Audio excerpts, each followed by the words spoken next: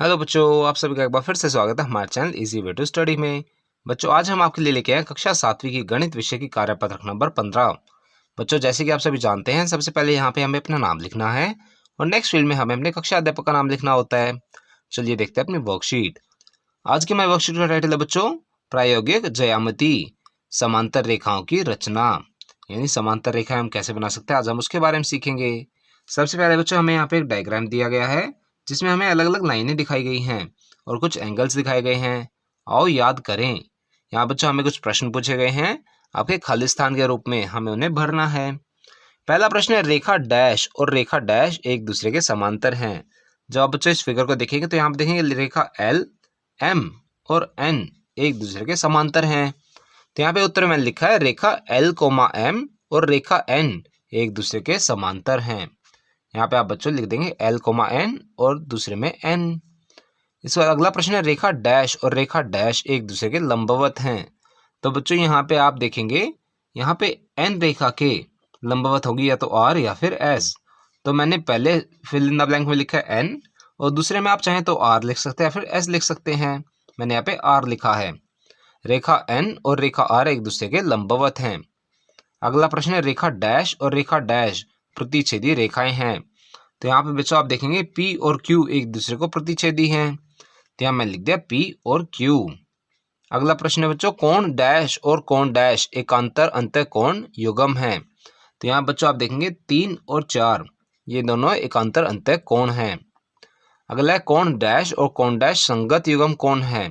तो इसमें बच्चों हमने लिखा है कोण 1 और कोण 2 ये दोनों बच्चों संगत युग्म कोण हैं। अगला है, कोण डैश और कोण डैश शीर्षाभिमुख कोण है।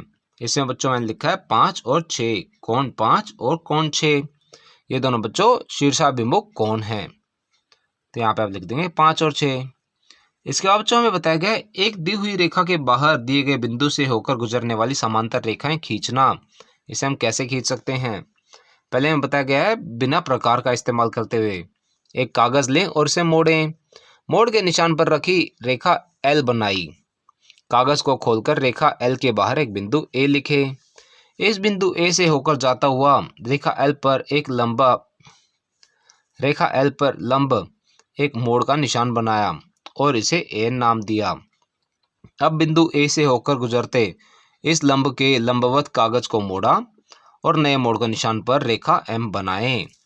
आपको एफ या जेड आकार देखने पर कौन से कोण प्राप्त होते हैं, बच्चों आपको यह बताना है अपने हिसाब से।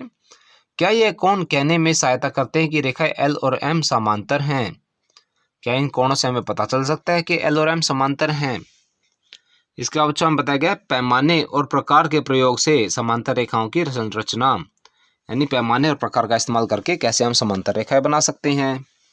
इसे हम बताया गया, एक रेखा एल और उसके बाहर स्थित कोई बिंदु ए लीजिए, कोई बिंदु बी रेखा एल पर लीजिए, ए और बी को मिलाइए।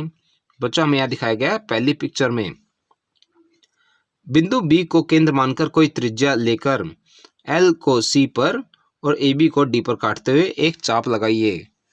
बच्चों हमें क्या करना है, बी को केंद्र मानना है और उससे हमें एक त्रिज्या लेकर एल को सी पर और ए बी को डी पर काटते हुए एक चाप लगानी है। इसके बाद अगला पॉइंट, अब ए बिंदु को केंद्र मानकर उतनी त्रिज्या लेकर ए बी को जी पर काटते हुए एक चाप ई एफ खींचिए। बच्चों जैसे कि हमने पहले देखा था, बी को हमने जहां सेंटर माना था, केंद्र माना था और उससे हमने त्रिज्या लेकर एक कट लगाया था, वैसे ही हम ए को अब सेंटर मानकर, केंद्र मानकर उससे उतनी ही त्रिज्या पर जितने पहले ली थी एक आर्क बनाएंगे ऐसे, जो हमारी ए बी को जी पर काटेगी। अब डी सी जितने प्रकार खोलकर और जी को केंद्र मानकर एक चाप काटी जो ई एफ को एच पर काटे। अब बच्चों यहाँ पे पहले सी पर हमें प्रकार को रखना है और देखना हमारी पेंसिल जहाँ पर डी पर काटे उतना ही हमें प्रकार खोले रखना है। अब हमने प्रकार को जी पर रखना है और उतना ही खोले हुए इसको हमने इस त्रिज्या पर काटना है जो यह है एच पर काटेगा। अब ए एच को मिलाकर रेखा एम खींचिए। अब बच्चों हमने ए एच को मिलाया जिससे हमारी रेखा खींची एम। क्योंकि z के आकार में एकांतर अंतःकोण बन रहे हैं जो बराबर हैं, इसलिए L पैरेलल M है, यानी L और M समांतर हैं। सोचिए, क्या आप इसी संरचना में बराबर अंतःकोण बनाने के स्थान पर संगत कोण बनाएं तो क्या यह संरचना बना पाएंगे? आओ अभ्यास करें। इसके बाद बच्चों हमें 2 प्रश्न दिए गए हैं। चलिए देखते हैं इन प्रश्नों के उत्तर। पहला प्रश्न है, एक रेखा AB खींचिए। यहाँ बच्चों हमें एक रेखा AB खींचनी है। इसके बाहर कोई स्थित बिंदु C लीजिए। पैमाने और प्रकार का प्रयोग करते हुए C से होकर AB के समांतर एक रेखा खींचिए। बच्चों हमें एक रेखा खींचनी है AB और उसके बाहर कोई बिंदु लेना है C। अब पैमाने और प्रकार का प्रयोग करते हुए C से होकर AB के समांतर एक रेखा खींचनी है। बच्चों यहाँ पे AB बताया गया, पर मैंने उसकी जगह XY लिया था, तो इसको आप नाम देते हैं AB। आपको इस प्रकार एक AB रेखा खींचनी है। उसके बाहर एक पॉइंट लेना है C। मैंने यहाँ पे P लिया था, तो AB के बाहर एक ऐसे पॉइंट लेना आपको C। अब आपको क्या करना है, इस पॉइंट C से गुजरते हुए आपको एक रेखा बनानी है जो इस AB के समांतर होगी। तो आप इस प्रकार क्या करेंगे, C को किसी एक पॉइंट Q से ज्वाइन कर देंगे जो आपका AB पर पड़ेगा। तो इस प्रकार आपकी एक संरचना बनेगी जिसमें नीचे एक रेखा होगी AB, ऊपर एक पॉइंट होगा C जो आपका Q पॉइंट से जुड़ता हुआ दिखेगा। अब इसके बाद जो हमें Q को सेंटर लेते हुए प्रकार का इस्तेमाल करते हुए हमें इस पर एक त्रिज्या का लेकर यहाँ पे ऐसे कट लगाना है और इतनी ही त्रिज्या को खोले हुए हमें कंपास को अब C पॉइंट पर रखना है और यहाँ पर ऐसे कट लगाना है। आगे चलते हैं। अब बच्चों जो AB पर Q को सेंटर लेते हुए कट लगा था उसे हमने नाम दिया S, और जो CQ पर कट लगा था उसे हमने नाम दिया R। इसी प्रकार C को सेंटर लेते हुए हमने जो CQ पर कट लगा था उसे हमने नाम दिया T। अब हम क्या करेंगे, हम S को सेंटर लेंगे, यहाँ पर प्रकार को रखेंगे S पर और उतना ओपन करके पेंसिल की नोक आपकी R पर जाए। अब इस प्रकार को हम इतना ही खुला रखेंगे। अब हम क्या करेंगे, अब T को सेंटर लेंगे। अब T को केंद्र लेके हम इसे काटेंगे इस त्रिज्या पर जो है आपका काटेगा नए पॉइंट U पर। अब बच्चों आपको क्या करना है, आपको C और U को जोड़ते हुए ये रेखा का निर्माण करना है और यह रेखा आपकी AB के समांतर होगी। आगे चलते हैं। अगला प्रश्न है, एक रेखा L खींचिए। यहाँ बच्चों हमने एक रेखा खींची L और L पर स्थित किसी बिंदु पर लंब खींचिए। यहाँ बच्चों आपको क्या करना है, L पर एक बिंदु लेना है, Y ले लिया मैंने यहाँ पे और उसमें मैंने एक लंब खींचा है।